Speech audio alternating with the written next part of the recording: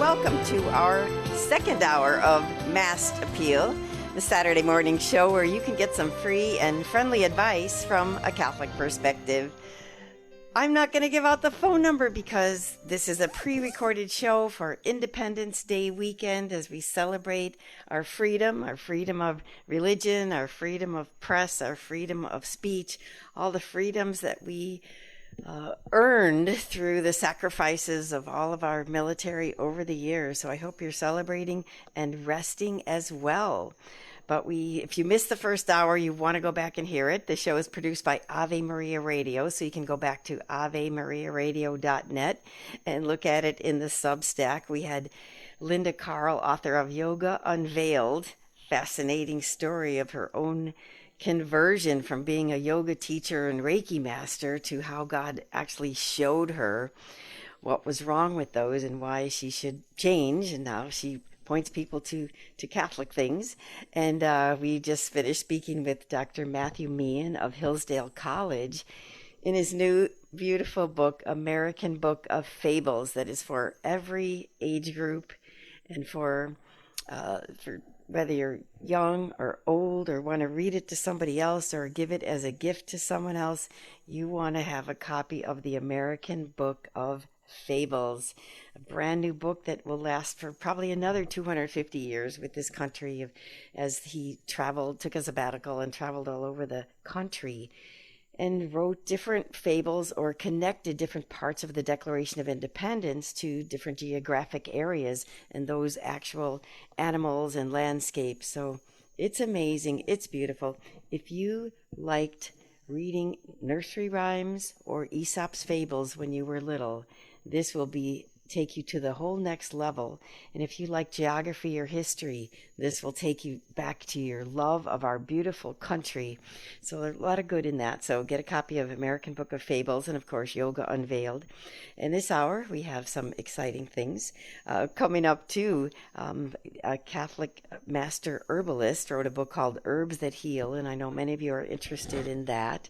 And then we will, for all of our Padre Pio fans around, the brand new book about Padre Pio's American Daughter coming up. So stay tuned with us here on our second hour of Mast Appeal. This is Coleen Kelly Mast. I'm an author, a speaker. I've written Sex, Respect, Love and Life, and 6 books actually of the Love Ed video discussion series, and selected every word and picture in those videos. And you can learn more about those at my website, respect4u.com, respect4u.com. You can go there and learn about my life coaching if you need some help more than the 8 minutes we get on the show here and when it's your turn. Or if you are interested in me coming to speak or run the Love Ed program for you, but it's all on video and workbooks. So you can get a copy of all the Love Ed books, present them to your DRE or your pastor, and implement either just the parent seminar or all 5 seminars that are parent-child, father-son, mother-daughter seminars, all available on video discussion format. So go to respect4u.com, respect4u.com. Check out life coaching, check out Love Ed, Sex, Respect, and Love and Life. And for now, I want to mention, of course, our beautiful readings coming up tomorrow. And being a holiday weekend and having the second half of our gospel tomorrow, Matthew 11, verse 27 to 30, it should make us take a deep breath. It's a holiday weekend. It's time to take a deep breath anyway. But Jesus says, "Come to me, all you who labor and are burdened, and I will give you rest. Take my yoke upon you and learn from me, for I am meek and humble of heart, and you will find rest for yourselves. For my yoke is easy and my burden is light." So we're supposed to be resting every Sunday, but especially this holiday weekend, we need to take some time to rest because Jesus tells us to. And when we rest, it's not just sitting in front of a television, not just laying on the couch or in the yard, but come to me, he says, all you who labor and are burdened. So let's go to Jesus and go to him to rest, take his yoke upon us, learn from him, He is meek and humble of heart. We can learn a lot from his humility, and we can grow in humility as we're resting, or we can ask God to show us how we need to be more humble while we are resting in him. And you will find rest for yourselves. He said, my yoke is easy, my burden is light. So contemplate that gospel before tonight if you go to Mass, or tomorrow night if you go to Mass, and contemplate all the readings are always wonderful, but always I love this Psalm 145. I will praise your name forever, my King and my God. I will extol you, O my God and King. I will bless your name forever and ever. Every day I will bless you. I'll praise your name forever and ever.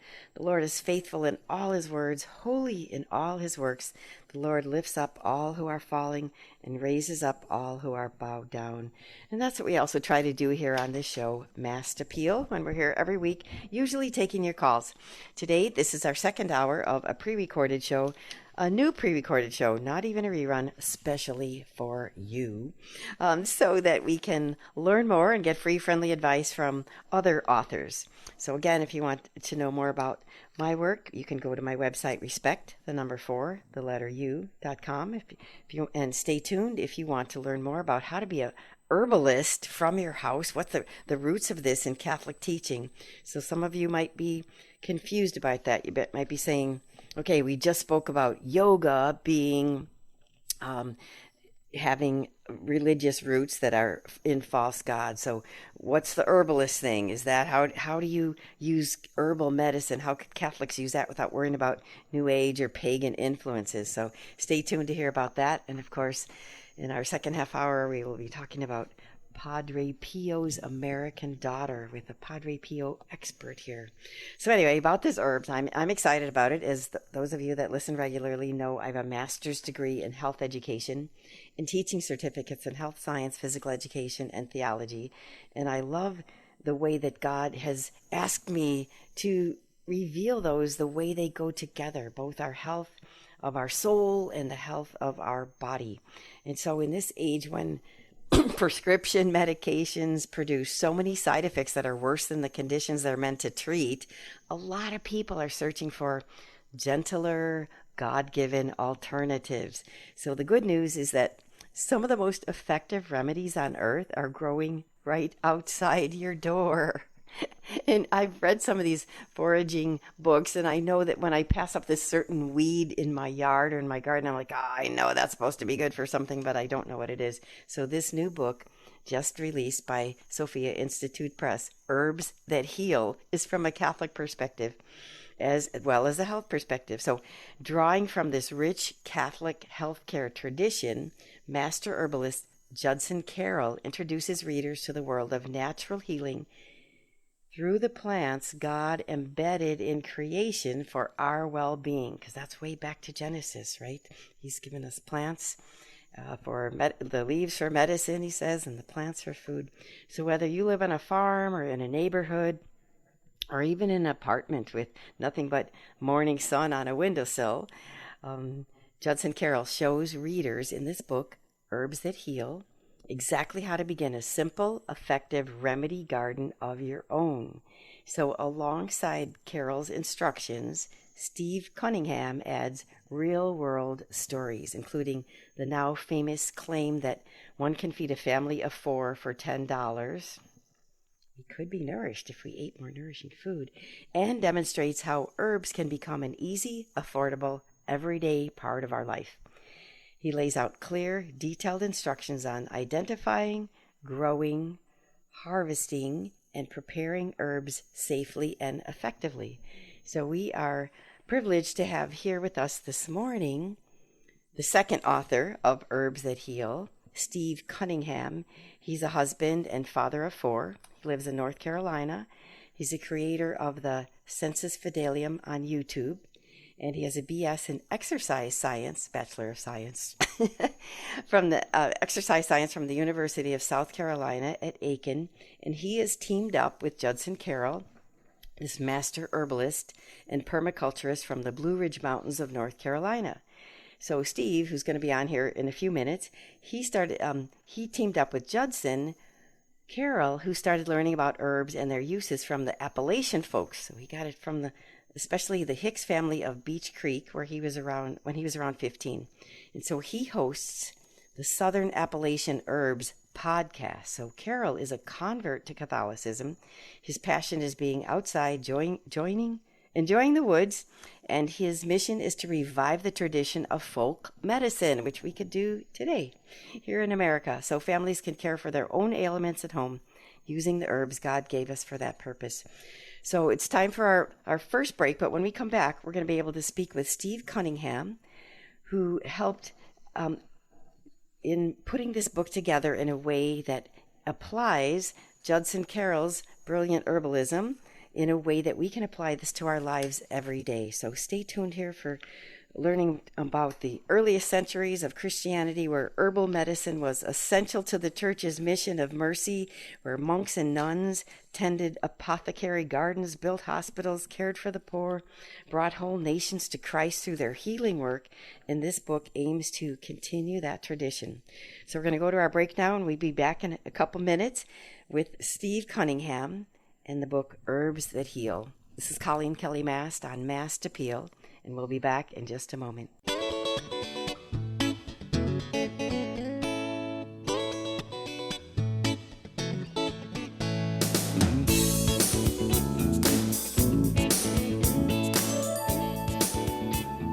Good morning and welcome to Mast Appeal, our second hour. Going to be an exciting second hour. We're going to talk about our bodies and our souls, our whole person here, as we approach our herbal teachings in a book called Herbs That Heal. And then second half, we'll be talking about Padre Pio.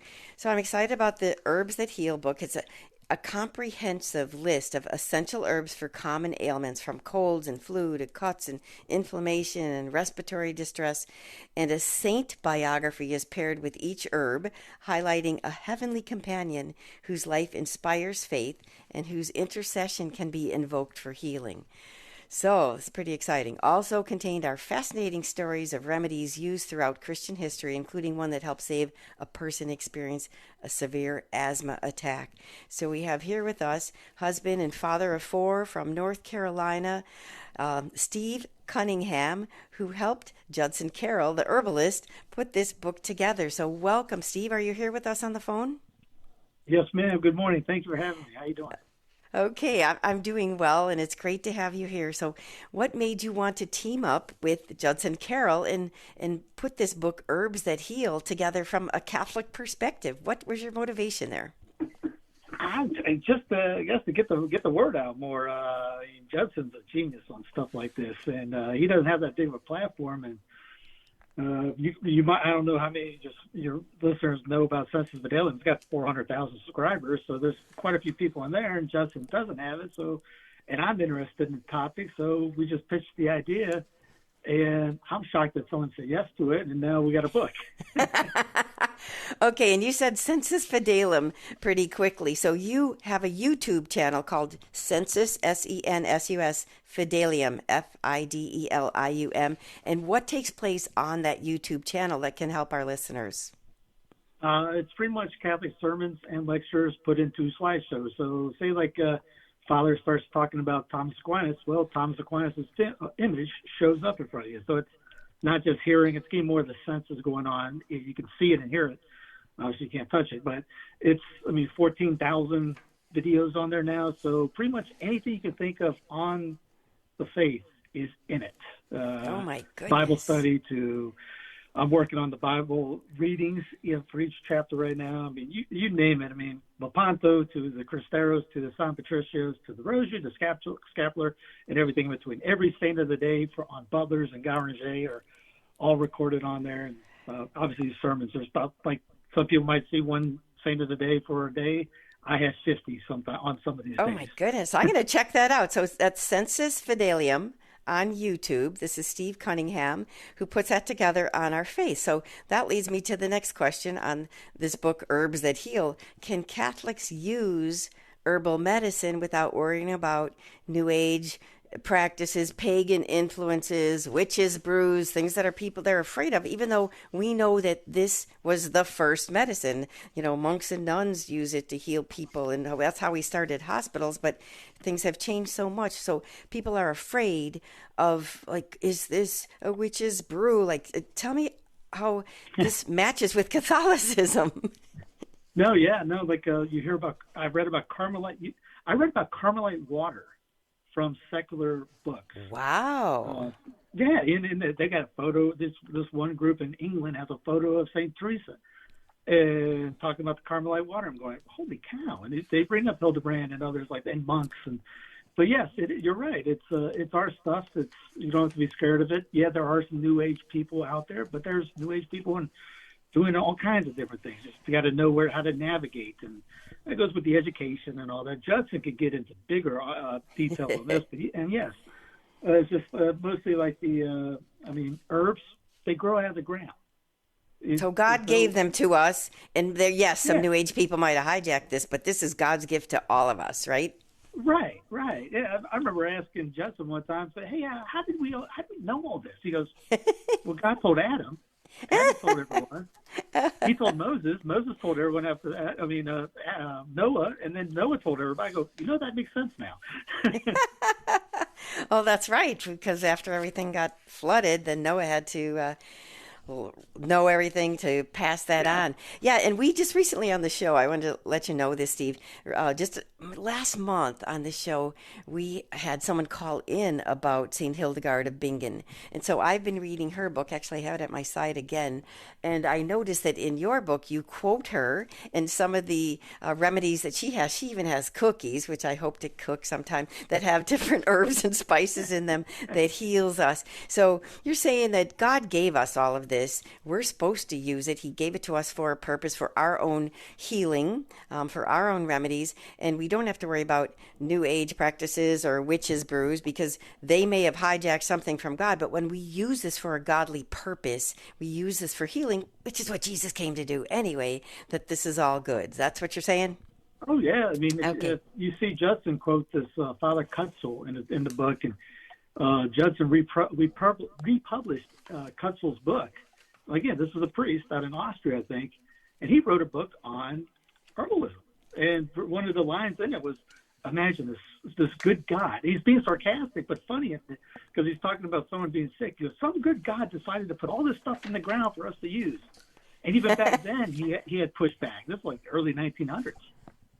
Oh my goodness, that's amazing. Yeah, we have been using this from the beginning, but then modern medicine, we would call it, that has so many side effects to that, found ways to market that and make billions of dollars off of that. So why should just your ordinary Catholic out here and listening audience, why should we learn about herbal medicine? Why do you think? Oh, well, you went back to it. I mean, you get these pills that don't do anything for you, really. It make you worse.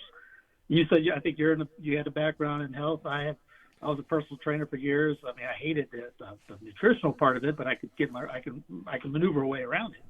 So this goes into that. I mean, you go to the grocery store, you see, they have organic, non-organic. Now, if they were really honest, they'd say poison versus non-poison.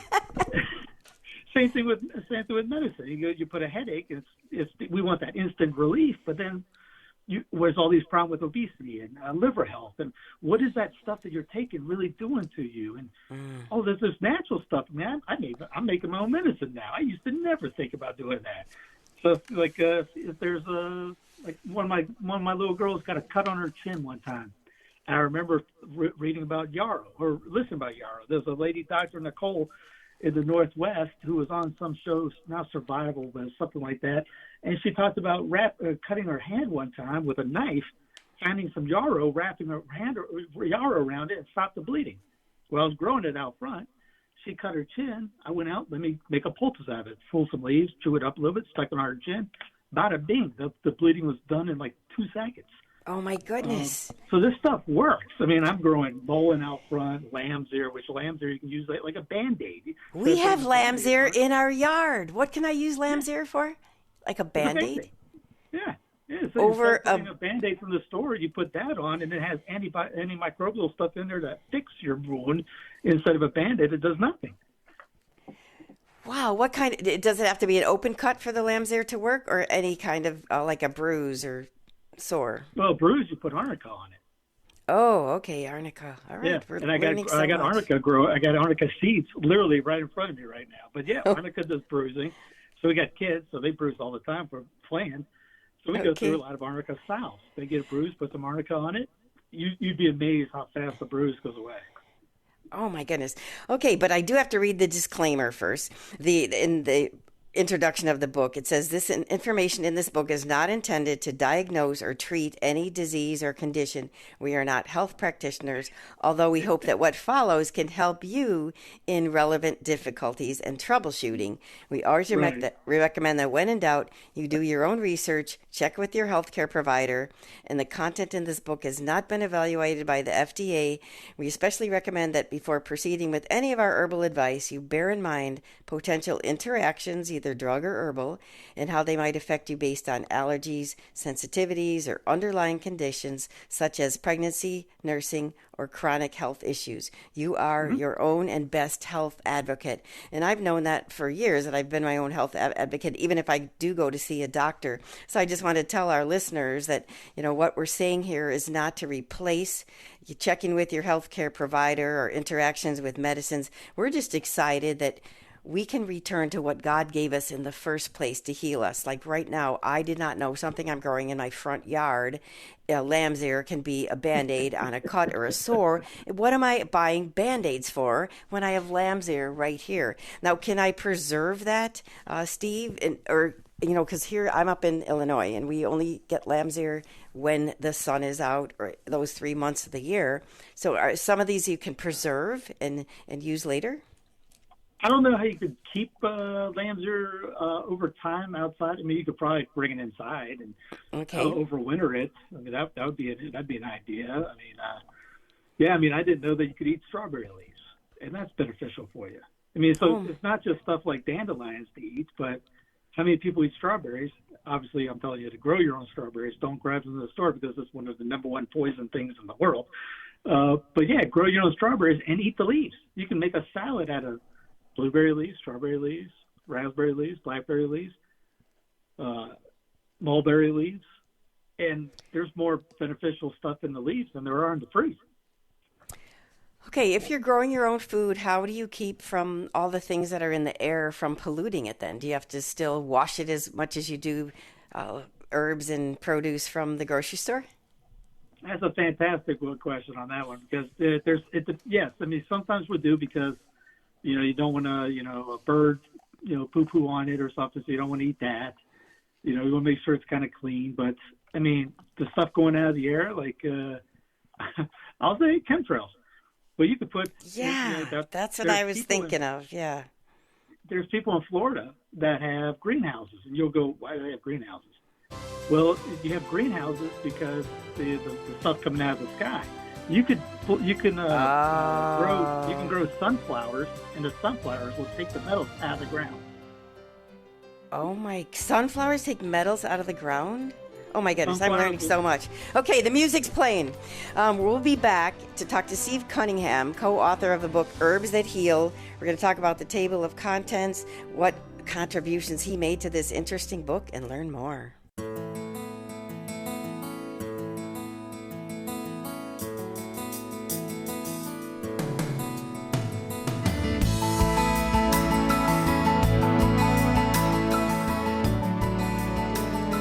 Good morning. Welcome back to Mast Appeal, the Saturday morning live, nope, not live today, the Saturday morning show on Catholic Radio, where you can get some free and friendly advice from a Catholic perspective. This hour we have some wonderful advice on herbs that heal and how Catholics need to get back to the land in a way, and then we'll be talking next half hour about Padre Pio and our souls and so many beautiful things. So stay tuned here with us for the rest of Mast Appeal. And so we're talking about a book called Herbs That Heal, written by Judson Carroll and Steve Cunningham. And we're blessed to have Steve Cunningham on the show with us right now. He's from North Carolina, and he is the creator of the Sensus Fidelium YouTube channel that has all things Catholic on it. And so when we look at this book, and we know that Catholics should be using herbs, I'm going to ask Steve here in a moment how what contributions he made to Catholicize herbalism that started out Catholic in the first place. It started out from God. But I am taking notes that sunflowers will take metals out of the ground, use lamb's hair. But remember our disclaimer. Okay, if someone cuts their leg off, yes, you still have to go to ER and get some stitches. Lamb's hair probably is not going to cover that. When you get a regular cut, there are a lot of things that we can take care of naturally. So in this book, Herbs That Heal, published by Sophia Institute Press, they have the history of herbalism, Catholic herbalism, how to identify and harvest, how to grow your herb garden, processing, making teas, salves, and other healing remedies. One herbal formula you'd always have on hand. That's on page 29. And then herbs for common ailments. So they have sore throats, colds and flus, a whole chapter on each of these with saints to go with them. Cough and congestion, fever, earaches, eyes, headache, stress, anxiety, and sleeplessness, sprains, strains, and muscle pains, burns, wounds, indigestion, diarrhea, constipation, menstrual issues, advice on using herbal remedies for children, and essential herbs for your kitchen apothecary. And so the book Herbs That Heal covers all those things. And we have with us here Steve Cunningham. So Steve, I told you I'm going to ask you next, like, what are your contributions to the book? Because you said that Judson's the master herbalist, and then you gave us all these tips and hints and saints, and every other page it says Steve here. So how you're using these. So tell us about your contributions to the book Herbs That Heal. Well, when I read Judson by himself, I get overwhelmed with it, and I'm like you. I would type down notes. I was like, when you're reading my part, that stuff really happens. we sitting there on Amazon, filling up the Amazon cart with all these seeds. I'm looking, holy cow! What is? I never heard of this. Saint Benedict flower, Saint Benedict herb. Okay, let me get this. I still have them. So and then I can afterwards. Now, what are you doing them? So I actually have a garden in the back. And like I said, I've never 10 years ago when I was like, laugh at me. I was like, you're doing what now? And so I'm trying to be like the regular guy that maybe doesn't have the certification that Judson has, but okay, how can you do this? What can you can? I'm an idiot. If I'm an idiot, you can do this, and I'm doing it. So it's kind of like, hey, don't overwhelm yourself. I know how you're feeling right now. You're going to try to get everything that he just said or everything we said. There's 50,000 things for just a cold. Don't get all 50,000, but I need to take my own advice on that. Yeah, but use it. I mean, basil, just regular basil you see at the store. That's medicine for you. Or oregano, rosemary, lavender. It's funny, Judson's allergic to lavender, by the way. So when we say, be careful with the allergic things, even Judson's allergic to lavender. But I mean, it just made sense. One of my kids has better allergy problems, so we used mullein, and it's helped out tremendously. I actually have a pipe that you can smoke mullein. People are like, you can smoke mullein? Yeah, because think about it. It gets in your lungs. You're supposed to get it in your lungs to clear out all that gunk when you have it's a medicine. Yes. So yeah, I'm like that, but I'm trying to be the guy that just figured out, like, you're reading it from my angle going, I'm just learning about this. This is amazing. What should I do? I'm trying to be that guy. It makes them laughing about it because I think it is kind of funny because I'm looking around like I see Judson eating a magnolia on video going, that's a magnolia tree, dude. You're eating a gigantic flower. And he's still teaching me things like, oh yeah, you can eat avocado leaves. Didn't know that. I mean, now I got plants around me in my office just to clear out the air. So yeah, I mean, it's just like you can do this too. You don't have to be an herbal master guy. Now you got to learn, just like you bring up the thing about, what is the right, are you allergic to something? Is this the right thing?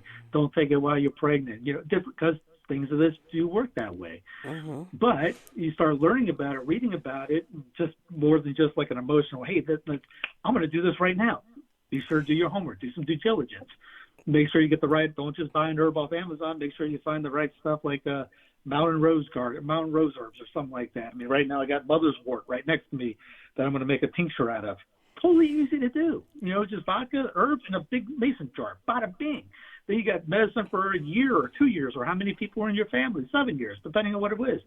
You don't have to go to these places and, like comfrey. Put comfrey on a wound. That thing will close up the wound in record time. Just make sure that, it's disinfected. You got to make sure you clean that out because it'll clean from the outside in, and that will actually heal bones. Oh my goodness! Put some comfrey on it. So Steve made this book fun. What he added here was the practical. For example, right here where he says Steve here, because throughout the book we have all of Judson Carroll's brilliance about herbs, and then in each chapter you have Steve here. So he says, I love me some mint. I joked with a friend saying I may be the bubble gump of mint because I have so much of it in pots. And then he wrote, this is Steve that we're interviewing right now. He said, the mints are spread all over the backyard to help repel pests. I space other things between them so they aren't too close. They can lose their individual flavors if they're too close to each other. And then he says, people say it's hard to kill mint, but I'm here to tell you I pulled that off not once, not twice, but thrice. I even have a trophy to prove it. This just goes to show that, yes, it's an accomplishment to kill mint. It's crazy easy to get mint growing. One cool thing about mints and other woody stem herbs is that you can pinch them off and put them in a cup of water and roots will generate in a few days. So if your friend has a mint plant, just cut some off and it'll grow a new plant. And then he says St. Blaise, back in the year 316, was the patron of throat diseases and sore throats, and he was a bishop and medical doctor. And tradition tells us that he was especially good at helping patients who had objects stuck in their throats. So it's recorded that he saved a child from choking on a fish bone, and a common tradition is for parishes to offer blessing of throats on his feast day, February 3rd. So this is some of the contributions that Steve has made when he says Steve here in the book. So it's a book you want to get. It's called Herbs That Heal from Sophia Institute Press. You can probably get it on Amazon as well. And Steve is also the creator of the YouTube site of All Things Catholic, Sensus Fidelium. So we're speaking with him about Herbs That Heal and his contributions to the book. So what is a remedy that you use all the time? Like if our listeners only could, create one remedy or grow one herb on their kitchen countertop, what would you say is crucial? What would you say is the most important? Well, the one thing I don't grow it all the time. I'm growing it. Arnica, we use that all the time because kids and bruises. I mean, it's naturally.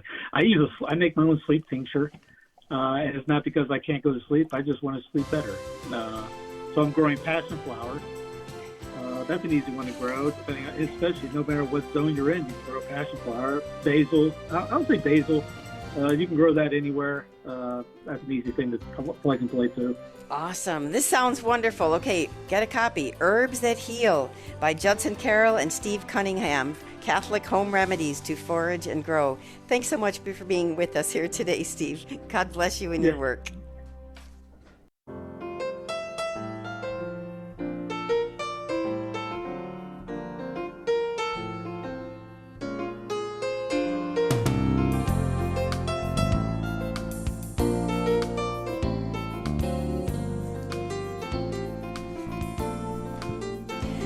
Good morning and welcome to Mast Appeal, the Saturday morning show on Catholic Radio, where you can get some free and friendly advice from a Catholic perspective. This is Coleen Kelly Mast. You can learn more about my work, my life coaching, my family life education books, Love Ed, Love and Life, Sex Respect, at my website, respect4u.com. That's respect the number 4, the letter u.com, and you can contact me through there. This is a show, if you just tuned in, we are preparing the holiday show here for the 4th of July. So it's pre-recorded, and so you can't call in. But I'll be back next week to take your calls and offer free, friendly advice from a Catholic perspective. So we've had some wonderful, interesting interviews so far. Yoga Unveiled, American Book of Fables, and then the Herbs That Heal. And now we're going to go deep into the spirituality of Padre Pio, and I know so many of you are Padre Pio fans, but there are people listening that say, oh yeah, I heard about him, but I don't know. So we are blessed to have with us author Susan D. Partoli, and she's the author of award-winning books on Padre Pio. Today we're going to talk about her new book, just released, Padre Pio's American Daughter. But her background is extensive on Padre Pio. She wrote Welcoming the Christ Child with Padre Pio, Welcoming the Holy Spirit with Padre Pio, as well as Carry the Cross with Padre Pio. She serves as secretary of the board of directors of the Padre Pio Foundation of America, and she owns Little Flower Pilgrimages, and she's a lady commander of the Equestrian Order of the Holy Sepulchre of Jerusalem, and she lives in the New York area. And today she's here to discuss her brand new release, Padre Pio's American Daughter. Are you here with us today? Susan, are you there on the phone? Yes, I am. Wonderful. Good morning. Good morning. Thanks for joining us. And I'm going to start with just an overall question, not specifically about the book, but just to bring all of our listeners, because we have listeners that just turn the dial and here we are, and they're thinking about being Catholic. And then we have so many faithful Catholic listeners. So if you could just tell us first, what would you say is the influence of Padre Pio on 20th century Catholic spirituality? Then we'll unpack this book more particularly. I know it's kind of big, but I'm sure with all that information you have in your mind, what influence have you seen in 20th century Catholic spirituality from the life and legacy and holiness of Padre Pio? Well, Padre Pio undoubtedly was the greatest saint of the 20th century. And it's amazing that we had this saint in our lifetime. And this is why he's so popular. People know him so well because of that. But what his journey in life was a journey of sacrifice, of surrender to the Lord. And he, at times, no matter what, he had the stigmata, which was painful. He was attacked by demons. And he was able to go on. Why? Because of his great faith, for his surrender. So I think that what we see in Padre Pio is one of the greatest examples of a simple, humble man who just gave it all to God. And we have to learn in our lives how to, we all have problems. We all have incidences. But if we give it all to God, God's there to walk this path with us. Jesus will walk with us, but we have to ask him. And this is what Padre Pio learned early in life. That's why he had such a great love for the child Jesus. He knew him as a child. He visited him. Jesus visited him. Well, he was fortunate, but Jesus does visit us in our hearts. So if we would allow him to journey with us, allow the Holy Spirit to do what he does in us. Holy Spirit is there in us. Stir him up. Let him out. Let him lead you. So Padre Pio's journey was always a journey to paradise. And if we go by his examples of how he dealt with all of this, we would find our journey to be the most amazing journey of all times. This is beautifully inspiring. Thank you so much for sharing that overall picture and inspiration for all of us. So the new book that you just wrote, Padre Pio's American Daughter, is the story of Mary Pyle. And you say that she's Padre Pio's closest American spiritual daughter, with a life of conversion, sacrifice, and leaving worldly success behind for faith. So how did Mary Pyle's journey from New York high society to the side of Padre Pio reveal that emptiness of wealth and prestige without faith? Well, we have to begin by understanding. I mean, she was born in the Gilded Age of high society, very wealthy family by all standards. Today, they would be billionaires. That's how wealthy they were. Yeah. And she had such a privileged life, but she was not comfortable in her life. As a child, her nanny took her to church, and until her mother found out, and and then she, in years later, she said when she walked into that church. Now we're talking a child here. She knew Jesus was in that church. That's an amazing statement. I have to bring the Holy Spirit back in here because he was there guiding her all along, and. So she started on this journey where she knew that she was lacking something. She had great faith, but she knew her faith was not where it was being placed, in the Presbyterian church. Her family was very devout. And so as she goes along, at 13, she receives communion and confirmation in the Presbyterian church, and she tells the pastor, "I feel the blood of Jesus running through my veins," and the man nearly fainted. He said, No, we don't think that way. This is only a symbol. But Mary knew. How did she know? The Holy Spirit. And so she goes along, and being part of this truly amazing family, I have to say. She spoke 5 languages. They brought tutors in the house to learn. And she comes to a point just before World War One, and she meets a man and she falls in love, and her mother says, "No, this is not going to happen." So she tells her, you know languages very well, so I think that you need to study in Europe. So she sends her in 1913 to Europe to study under none other than Maria Montessori. Oh, my goodness. And Maria Montessori had this whole class of these very fortunate young ladies. I think there were 87 of them, and 60 of them came from the United States, all from very wealthy families. So Maria Montessori comes back. Mary goes home, but Maria Montessori comes to America in 1914, 1915, and these young women are sponsoring her. And so Mary takes a liking to her, and she takes a liking to Mary. And Mary's family winds up being the sole benefactor for Maria Montessori for a very long time. Oh, and the first Montessori Foundation was sponsored by her family, and the president of that foundation was Alexander Graham Bell. Oh, my These goodness. are the people Mary knew. Mm-hmm. All right, so... And then this drew her to holiness. It's time for a little break right now, and I hate to interrupt because this is so fascinating.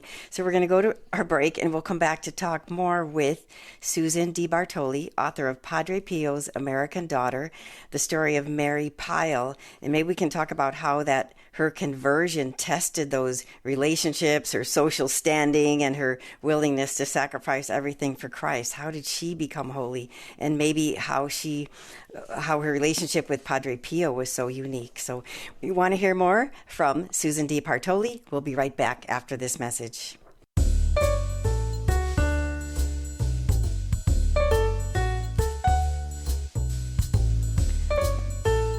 Good morning. Welcome to Mast Appeal, the Saturday morning live show on Catholic Radio, where you can get free, friendly advice from a Catholic perspective.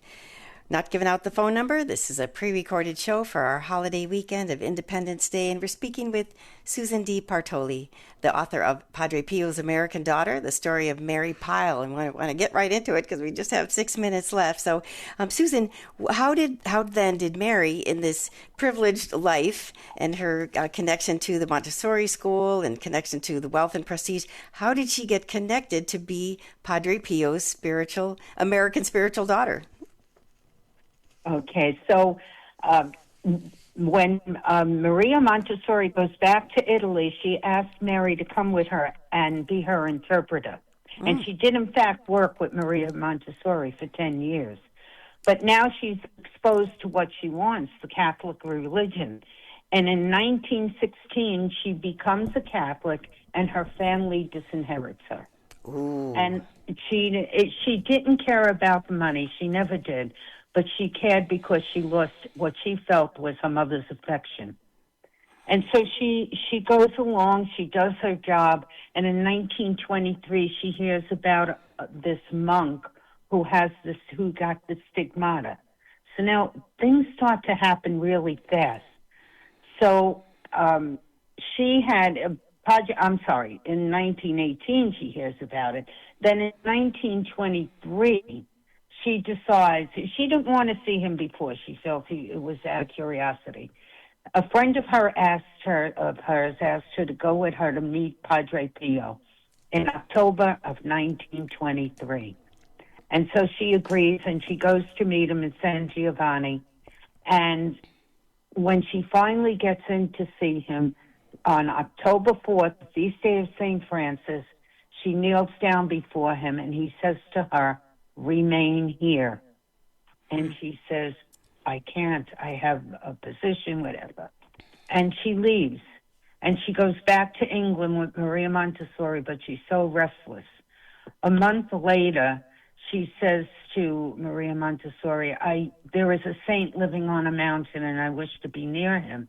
Will you come back with me there? Maria Montessori never met Padre Pio, so she goes with her. And this time when she kneels before him, he says to her, "This time you stay." And she looked at Maria Montessori and she said, "It's up to you. You do what you want." So she agrees, and they going back to Rome to gather her things. And when she gets to the bus stop, Maria Montessori gets on the bus, and Mary can't move. And she's telling her, get on the bus. You're going to miss the bus. And she keeps shouting at her. And the bus pulls away, and she never again sees Maria Montessori or speaks to her again. She said her feet felt like they were nailed to the ground. So now this her whole life was set for this day. She goes back to Padre Pio and asks him, what is it you wish of me? And he tells her to build a strong house. So now she starts being an interpreter for Padre Pio, doing his mail, and she becomes very, very close to him because of it. With the correspondence. Yeah. But people begin to come to her house. And people like, as far as movie stars, Loretta Young, Raymond Navarro, Pope, oh my goodness, Carol Wojtyla, oh my goodness, Pope John Paul II. They all come to her house, and there's the book with 3,000 names in it, and all of these names are in there. And they would come, and there would be actors, dignitaries, peasants, everybody at her table. And her house was truly, truly a house of beatitude, such a holy house.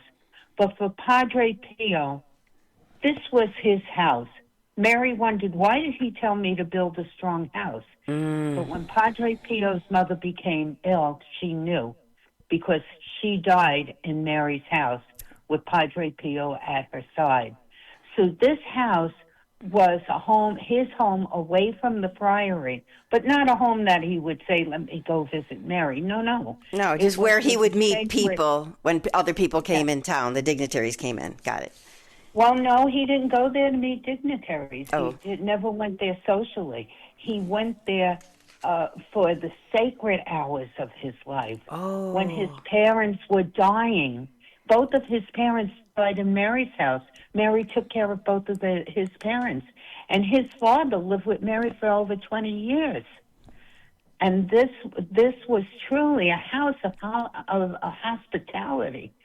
And this was a house that Mary built that God wanted for Padre Pio. He wanted a place for all the suffering where he can go and he could be with the people he loved at the time of their life when they needed him.